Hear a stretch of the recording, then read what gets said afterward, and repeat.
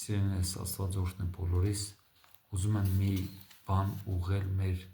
եղբայրներին, մեր աղբերներին, տղեկին, դե երբ որ տղամարդ է ծնվում, տղա է ծնվում, Աստված նրան ինչ աչքերով է նայում ու ինչ անուն է տալիս, որովհետև գիտեք, երբ որ տղա է ծնվում ու անցնում է մի որոշ ժամանակ, այս աշխարհը նրան տարբեր անուններ է կպցնում։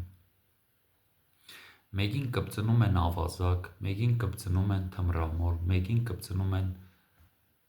խաղամոլ, մյուսին կպցնում են խապեպա, տարբեր անուններ է կպնում։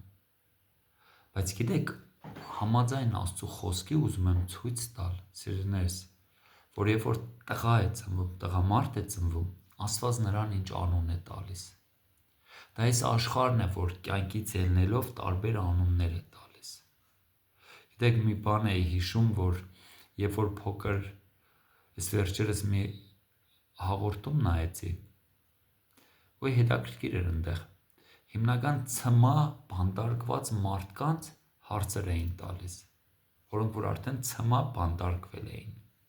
Ու պատկերացնում եք, չէ՞, ինչ ծանր հանցագործություն դու պետք է գործեիր, որովհետեւ դու արդեն ցմային արժանանայիր։ Ու հարց էին տալիս, ասում էին,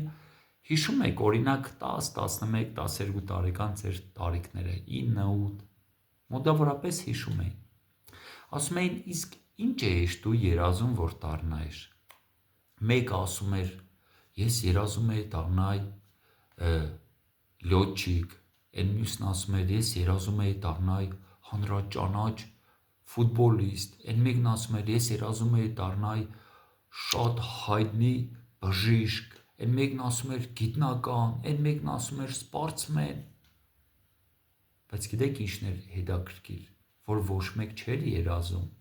որ դառնար մի հանցագործ, որը որ կավարտե իր վերջի օրերը կյանքի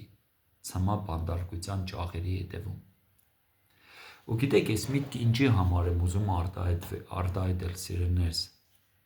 Գիտեք,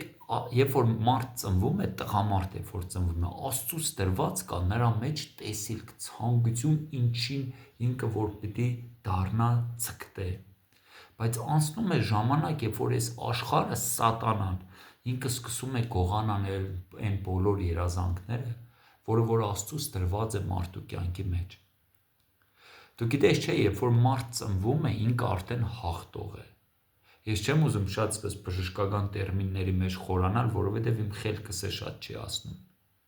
Բայց երբ որ այն մի փոքր բջիջ է, որ մոր արգանդի մեջ ինքը մտնում է, ու ինքը սկսում է արդեն մարդ դառնալ, ինքը արդեն հաղթում է, որ այն 1 միլիոն, ես չգիտեմ, այն փոքր այս մեր ինքը մտավ ու հենց ինքը ձևավորվավ որպես մարդ։ Ու հրյաներն են ասում, որ 8-րդ օրը արդեն Աստված հոգին դնում է մարդու կյանքի մեջ։ Այսինքն 8-րդ օրը արդեն ինքը դառնում է մարդ, մոր որովայնի մեջ։ Ու Աստված դնում է այնտեղ երազանքներ, ցանկություններ, որ մարդ մեծանա ու լինի այն մարդը, որը որ Աստված է ուզում, որ ինքը լինի։ Բարի, պարկեշտ, սիրով լցված, հարգանք վայելող, Աստծուն փառք բերող, հարուստ ամեն բարի գործի համար, բայց ինչ-ինչ պատճառներով այս երազանքները սկսում է այս աշխարհը գողանալ։ Ու անուններ է կպցնում. նարկաման, խաղամոլ, խապեպա, սրիգա, որ ասում են ախպեր դու նրա հետ գործ չունես, դու գիտես ինքը ով է։ Ոսպես լիքը վատ անուններ, դավաճան։ Բայց գիտեք, Աստվածաշունչը Ղուկաս ավետարան 2-րդ գլուխ 23-րդ խոսքի մեջ ինչ է գրված։ Նայեք, ավետարանի մեջ կարդում եմ։ Ինչպես գրված է Տիրոջ օրենքում, ամեն արու զավակ, որ արգանդ է բացում, Տիրոջ համար սուրբ պիտի կոչվի։ Ինչ հրաշալի տեղ է։ Ասում է ամեն տղամարդ, որ իր մոր արգանդը պիտի բացի, գիտեք ինչ կոչում ու անուն արդեն ունի, Աստծուց տրված, Սուրբ։ Այսօր շատերի մոտ այս սուրբ բառը ոնց որ սենց կներեք 220 սպես վոլտանոց սպես հոսանքով խփեն, բայց մենք ինչ սուրբ կամ ով սուրբ կարող է կոչվի։ Սիրելիներ, սենց մի վախեցեք այս սուրբ բառից։ Սուրբ նշանակում է առանձնացված Աստծո համար։ Սուրբ նշանակում է, որ ես գիտակցաբար իմ մարմինս, իմ կյանքս այս աշխարհից առանձնացնում եմ Աստծո համար։ Այսինքն այն ժամանակ մեջքով էի դարձած դեպի Աստված, երեսով դարձած էի դեպի չար գործեր, մի գիտակցաբար հակառակն եմ անում։ Մեջքով դառնում եմ դեպի չար գործեր, երեսով դառնում եմ դեպի Աստված։ Համաձայն Աստծո խոսքի ես կոչվում եմ սուրբ։ Ինչի, որովհետև ես գիտակցաբար առանձնանում եմ Աստծո համար։ Ու տեսեք ինչ է գրված առաջի Պետրոս, առաջի գլուխ ու կարդում եմ 15-րդ ու 16-րդ խոսքերը։ Այլ ինչպես ձեզ կանչողը սուրբ է,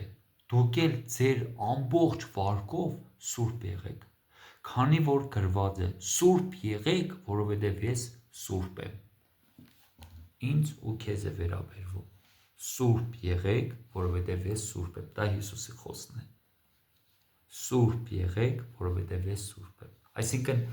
առանձնացեք ինձ համար, ինչպես որ ես առանձնացա երկնային կյանքիս մեջ իմ հորս համար։ Հիսուսի խոսքերն են։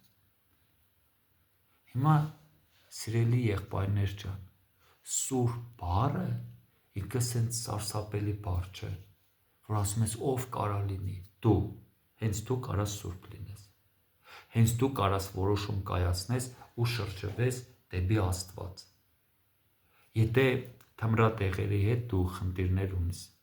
եթե դու ուրիշ կախվածություններ ունես, որ չես կարող ազատագրվել, սիրելիս, կարող ես գրել, հաստատ քեզ կարող են օգնել, որովհետև շատ տղաներ կան, որոնք որ իրականում շատ վատ, ծանր, նեղ կյանքով ապրած մարդիկ են եղել, 40 տարուց ավել թմրատեղերի ազդեցության տակ են եղել ու ուրիշ կախվածությունների տակ են եղել։ Իմիջիալոց էս մեջ կա վկայություն,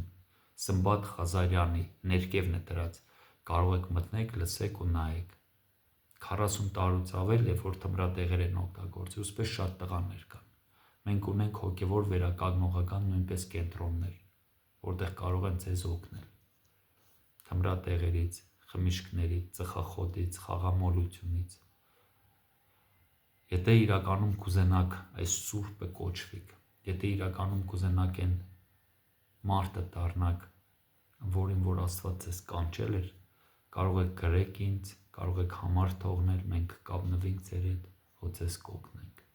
Աստված օրհնե ձեզ, սիրելիներ։ Թույլ մի տուր, որ սատանան քո ընտանիքդ ոչնչացնե, կոտրե, դժբախտության մեջ մատնե։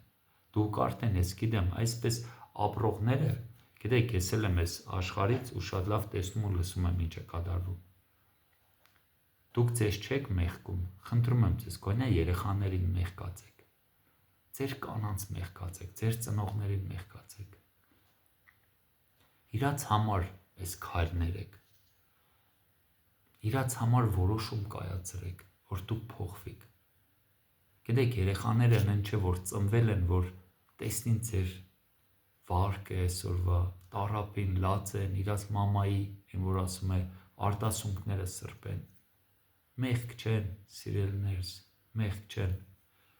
Խնդրում եմ ձեզ, որոշում կայացրեք, դուրս գալու ես ճահիճից, որի մեջ որ սատանան ձեզ գցել է։ Ու Աստծո ձեռքը չի կարճացել, ձեզ փրկի, բարձրացնի այն ճահիճից, որի մեջ որ դուք հենց հիմա հայտնվել եք։ Երբ որ ինքան եք խապել, չգիտեք ումից ինչ եք արել, ում ինչ պտակ ու երբ պիտի տակ։ Ծանոթ է, ինձ էլ է ծանոթ։ Աստված ինձ էլ է փրկի։ Ուզում եմ, որպեսզի դուք էլ լինեք այս Աստծո ճշմարտության ու կենտանի ջրերի մեջ, որ իրականում վայելեք Տիրոջ ուրախությունը առանց որևէ մի բանի ազդեցության տակ։ Ես վայելում եմ։ Ուզում եմ, որպեսզի դու վայելես, սիրելիս։ Աստված օրհնե։